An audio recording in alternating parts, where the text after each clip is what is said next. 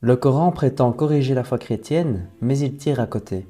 Écoute bien, Sourate 5, 116 raconte la scène du jugement dernier.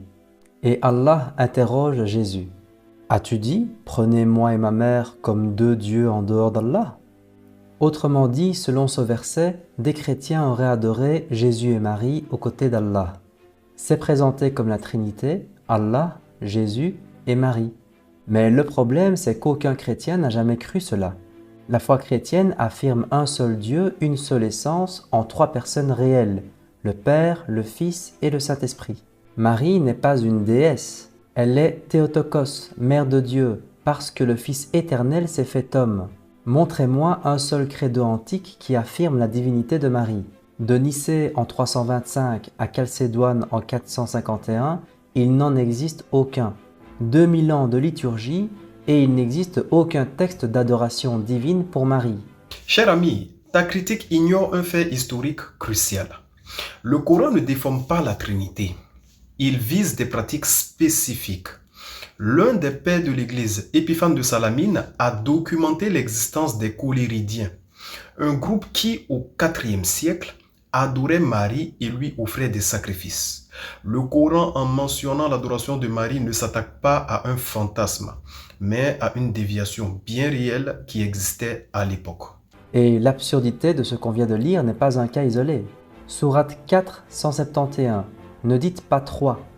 Sourate 5, 73. Allah est le troisième de trois. Le Coran pense que la Trinité c'est trois dieux, mais la doctrine chrétienne parle d'un seul Dieu en trois personnes. Réfuter la Trinité en parlant de trois dieux, c'est comme réfuter la gravitation en parlant d'aimant. Le problème n'est pas une question de vocabulaire, mais de principe. Associer une créature à Dieu, que ce soit Jésus, Marie ou même le Saint-Esprit, c'est du shirk, c'est de l'associationnisme.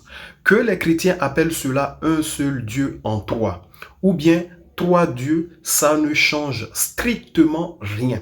Ça reste de l'associationnisme, ça reste une violation de l'unicité absolue de Dieu. Donc, le Coran ne se trompe pas sur la définition, il rejette la Trinité sur le fond par principe théologique. Sourate 5, 72 ajoute « Sont mécréants ceux qui disent « Allah est le Messie, fils de Marie ». Dans le Coran, Allah signifie Dieu tout entier et pas le Père. Dans ce passage également, le Coran se méprend, car la foi chrétienne proclame que le Fils est pleinement Dieu, consubstantiel au Père, mais il n'épuise pas à lui seul toute la divinité, car cette unique essence est partagée par le Père, le Fils et le Saint-Esprit.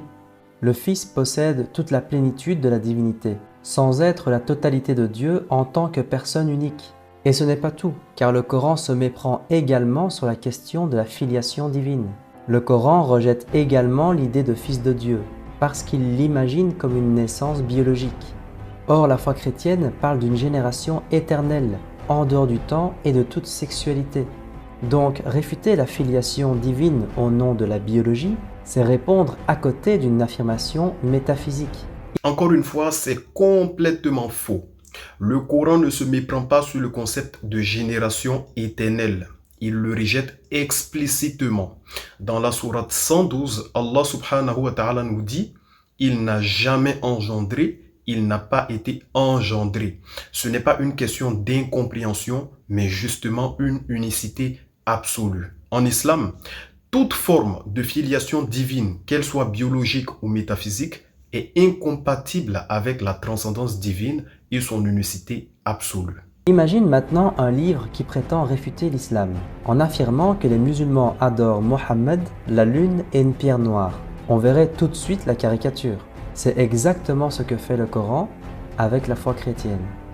Ce parallèle est complètement invalide pour la bonne raison que il n'a jamais existé de secte musulmane adorant le prophète Mohammed alayhi salatu wassalam ou la Kaaba.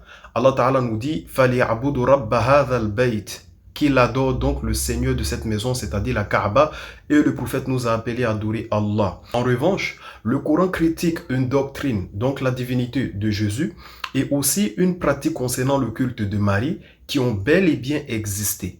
Le Coran ne se bat pas contre un fantasme, mais contre ce qu'il perçoit comme un écart au monothéisme pur. comment vous pouvez dire que Dieu, il a une maman, que Marie est la mère de Dieu? Toutes ces paroles sont des paroles de mécréants.